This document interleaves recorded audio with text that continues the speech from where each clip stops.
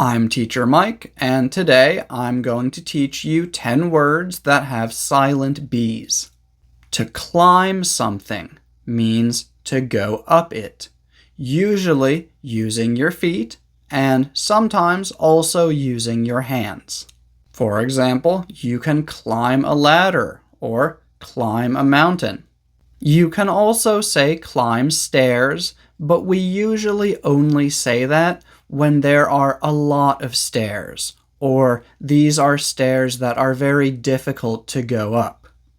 This is called a comb, and comb is also the verb for when we use this thing. For example, I usually comb my hair before I go to work. When you eat cookies, bread, or cake, little pieces might fall onto your shirt or onto the table. Those are called crumbs. Debt is the noun for money that you borrowed from someone in the past and now you owe them. For example, I borrowed a lot of money and now I have a lot of debt. It is also the noun for that situation, owing someone money. And we often use this with the preposition in. For example, I have been in debt for a long time. Doubt is basically the feeling that you don't fully believe someone. It can be a noun. For example, I have no doubts about your ability to do this. That means I 100% believe that you can do this. It can also be a verb. For example, I doubt he will say anything. That basically means I don't think he will say anything. Dumb is similar to stupid.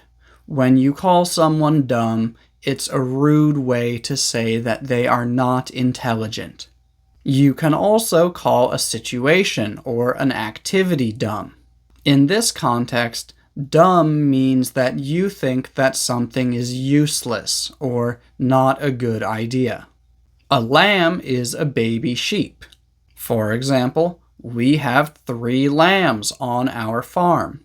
It can also refer to the meat of a baby sheep. For example, she likes to eat lamb. Limbs are legs, arms, and wings. Most humans have 4 limbs, 2 legs, and 2 arms. If part of your body is numb, it means that you cannot feel it. Maybe you fell asleep on top of your arm, and when you woke up, you couldn't move or feel your arm. Your arm was numb.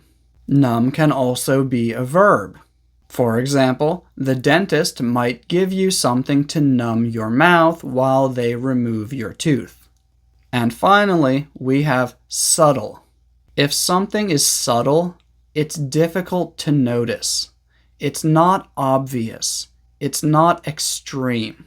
For example, there is a very subtle difference between their accents. This means that they have different accents, but you have to listen very carefully to notice the difference. If you don't listen carefully, they might sound the same to you. And yes, most of these words also have other meanings, but in this short little video today, I just wanted to mention some of the most common ones. Thank you for watching.